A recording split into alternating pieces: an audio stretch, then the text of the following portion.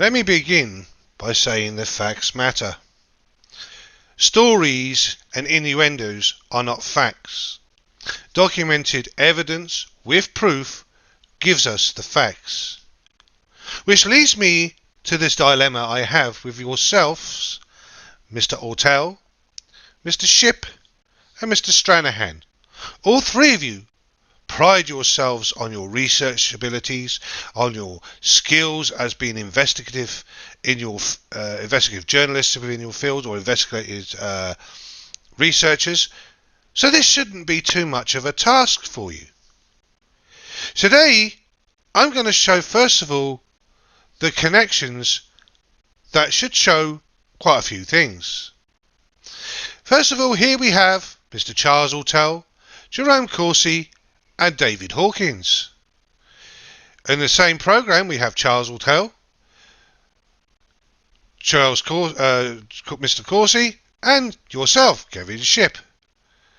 In this one we have Kevin Shipp, Lee Stranahan and Jason Goodman. In this one we have Lee Stranahan, Charles Ortel and Jason Goodman. In this one we have Charles Ortel and David Hawkins.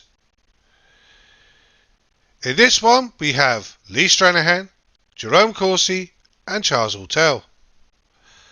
And of course, the piece de la resistance, the man that's now facing jail time probably, Mr. Field McConnell, one of the biggest frauds and liars on the internet, being fully exposed, Jason Goodman, and again Kevin Shipp. In this one actually, Kevin Shipp validates everything that Field McConnell says. So this leads me to the big question about you three individuals.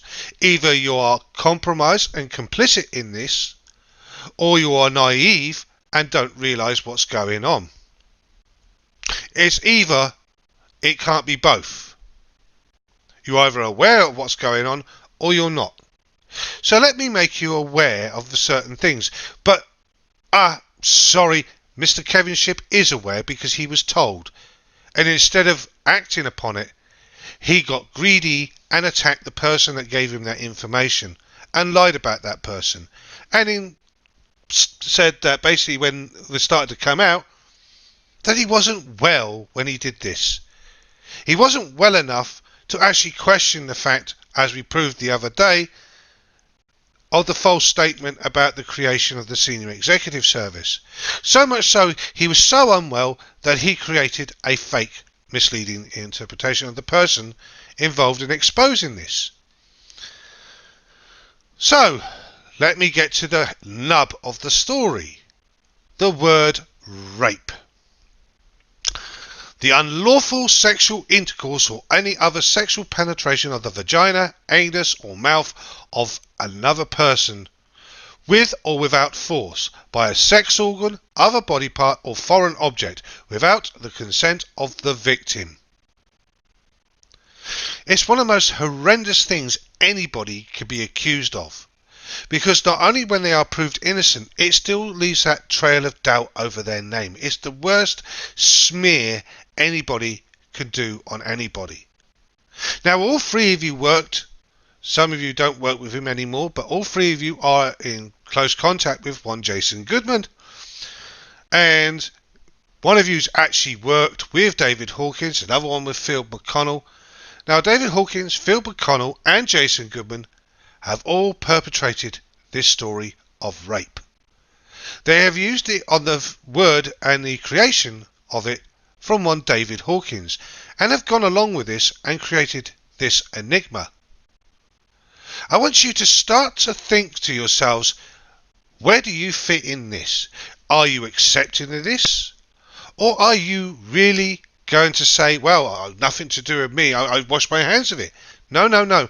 You are in a position now to correct the records, to put things straight, to do the right thing, to be honest and truthful. So let's start, shall we? In this one, did Mendenhall's baby hide Bilderberg's child scene ghost handoff with David Hawkins? This one, David Hawkins' Discovery CSI did a 1979 Mendenhalling foretell Epstein's posthumous stenography. Notice the photograph here is the daughter which Mr.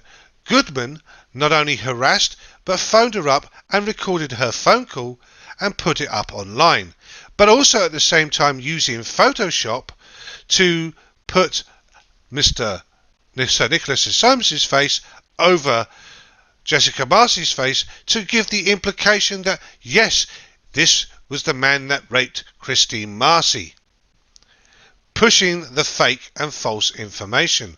But why is this? Well, here we have David Hawkins' Mendenhall of Fame.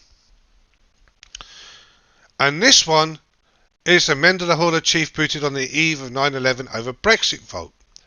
So what I'm going to do is I'm going to play you part of this one so you get a flavour of what's going on.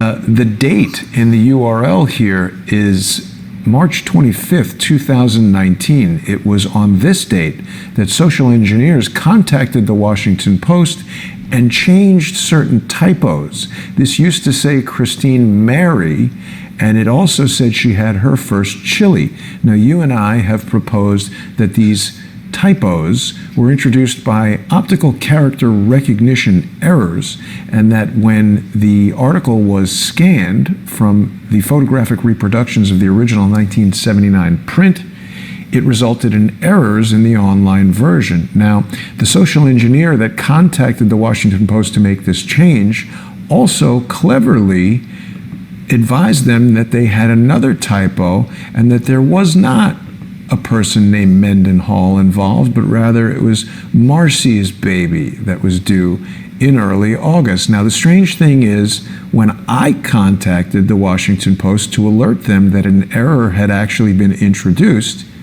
and I even presented them with a photographic reproduction from the New York Public Library. This is a photograph of the Washington Post as it was printed there on August 8th, I believe, in 1979.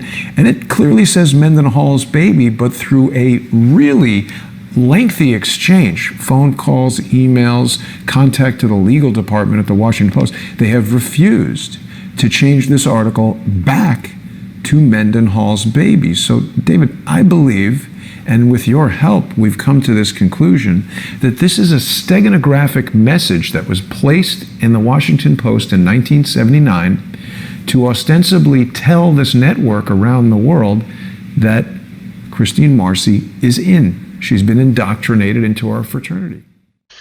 Interesting, don't you think? What they just said? But I'm going to play you now. Will take a little while, and I want you to listen to every detail of this.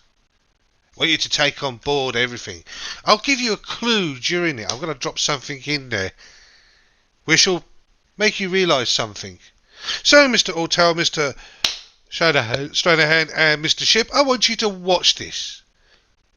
Because this is the guy with Jason Goodman have been pushing this nonsense as well. So much so that makes you complicit in it. So either you're agreeing with them that this is true, or it's actually a lie. You decide. It's very sporadic. Your references, they're all over the place. She seems to be involved in everything. And okay, I'll give you a little bio of Christine Marcy, shall I? Yes. Okay, in 1968 or 69, she joined the Office of Economic Opportunity. Her first three bosses were Donald Rumsfeld, Dick Cheney, and Frank Carlucci. Oh, no. Right now. That's going right into the snake nest. Well, I'm asking this young woman, how did she end up with three people that would play a critical role on 911? Now, we'll come to it later, but I think she's engaged in pedophile entrapment and blackmail, but I'll try and demonstrate how dangerous this woman is.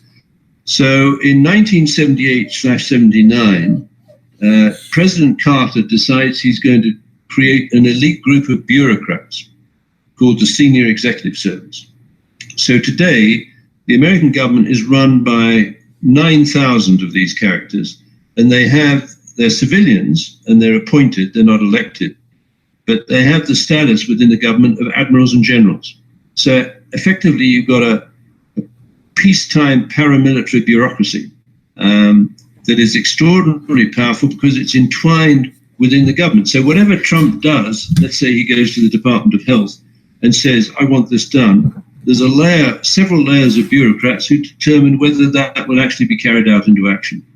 Now, Christine Marcy was a founder member or a charter member of the Senior Executive Service, right? In fact, she could very well have been the founder. In 1984, with Eric Holder, she launches two programs. One is the Department of Justice Asset Forfeiture Fund, which has put billions of dollars into these dirty projects, including Con Air, by confiscating from suspected criminals. So if you're driving down the road with a Lamborghini and the local county sheriff or whatever, believe you can't justify the purchase of a Lamborghini, they can actually confiscate a Lamborghini, and you can only get it back by suing the government. Well, if you're a real hood, you're going to let it go.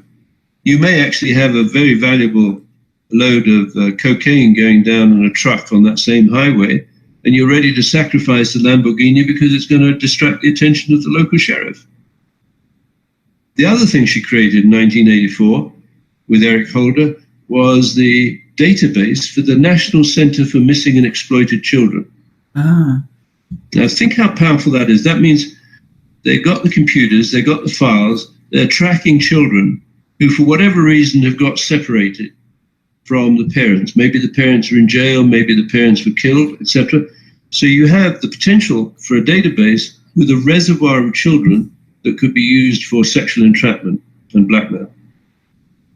Right? And Yes. Christine Marcy has got her stamp on both of those projects. She's got the money with the Asset Forfeiture Fund. She's got the children as a resource for blackmail and extortion.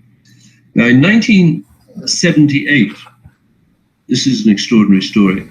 No, correction. In August of 1979, Christine Marcy is interviewed by a journalist by the name of Judy Mann, who's now dead, with the Washington Post. And Christine Marcy describes to her how wonderful she was because she got pregnant with the first child. She took her law degree. She had the baby, and she was back at work the following day, proving that she could do what men do without turning her hair. And it was full of a rather repulsive for me kind of self-congratulation, because I think, well, I wonder what the poor little kid was when it separated from its mother that quickly. But that's by the by. Maybe I'm just being an old-fashioned male that doesn't really understand this whole process. But anyway, that girl, the little girl, is Jessica Marcy, who's Field's niece. Now, so the conception was in November of 1978, and Jessica Marcy was born in August of 1979. So I checked on who was in Washington when this baby was conceived. And I think it was the grandson of Winston Churchill, a man called Nicholas Soames, the former UK Minister of Defence. And 4 or 5 or 8 paragraphs down in this article in the Washington Post, I think it's headed something like, "Now you can be a professional and a mother." The journalist is Judy Mann, Washington Post, 1979, I think August the 10th or something like that. About 9 paragraphs down, when Christine Marcy is talking with Judy Mann about her child and how well she carried on work, instead of describing Jessica Marcy as McConnell's baby, which would be true if Christine Marcy was using her maiden name, or Marcy's baby if she was using her married name, I came across this phrase, Mendenhall's baby. I looked at that, I said, what on earth is this? No, I don't know if you're easily shocked, Kerry, but anyway, eventually I found out the Urban Dictionary slang for Mendenhall's baby, and I'm not responsible for it, and you can Google it, but anyway, I'll describe what it is. A Mendenhalling someone means to mount someone from behind, roll them over to see the humiliation in their eyes, preferably in front of a big audience. I guess that's sick, isn't it? Right. Well, sounds like an Illuminati ritual. You got it. And so So she said this on a public interview. Yes. Now, did Judith Mann insert it, or did Christine Marcy say it inadvertently?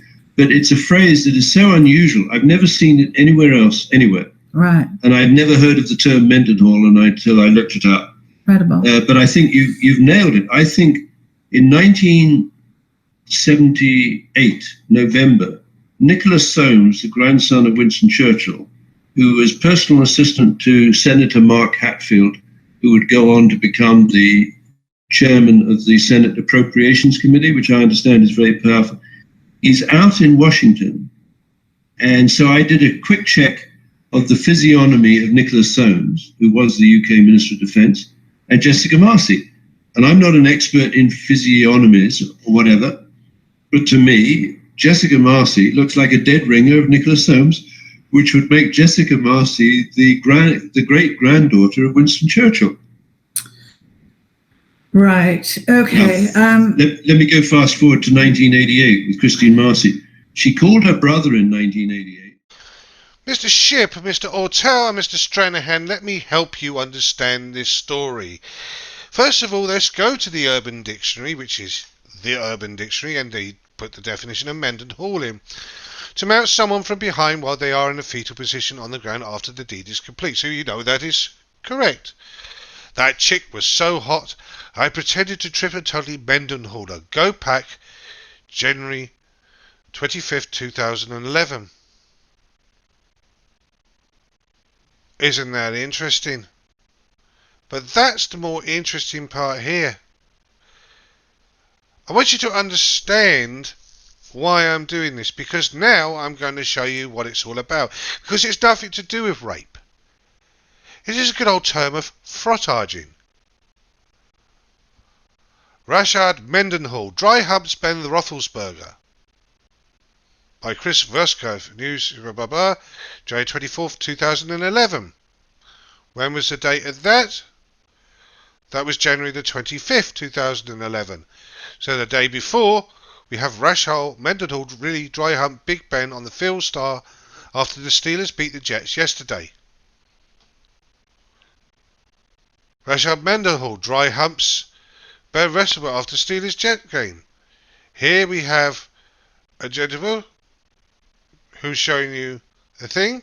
It's a real person there who's talking about the incident, and here it is. Here is what the Mendenhall baby is all about. So Mendenhall has now impregnated Roethlisberger to create the Mendenhall's baby. Frottage. The act of rubbing against or touching the body of an unsuspecting person as in a crowd to attain sexual gratification. And of course, I gave you a flash. Janice K. Mendenhall. She was also pregnant at the same time, also working in Washington, and her daughter was also born in August of 1979. Funny how you could do that with a little bit of research. But after all, it's about facts matter.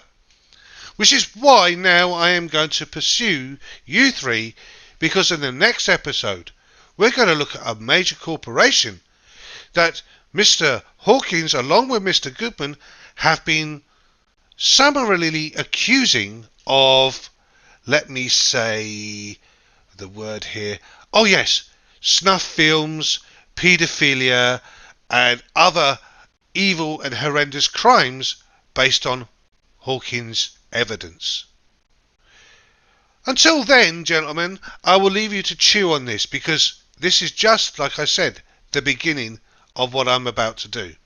And hopefully, people on your sites will ask you these questions, is this true? And I hope they do, because it's about time all of you answered to what Goodman and Hawkins are up to. McConnell is finished, he's going to prison, but Hawkins and Goodman, they need to answer to the crimes they are doing online. Upon that, have a nice day.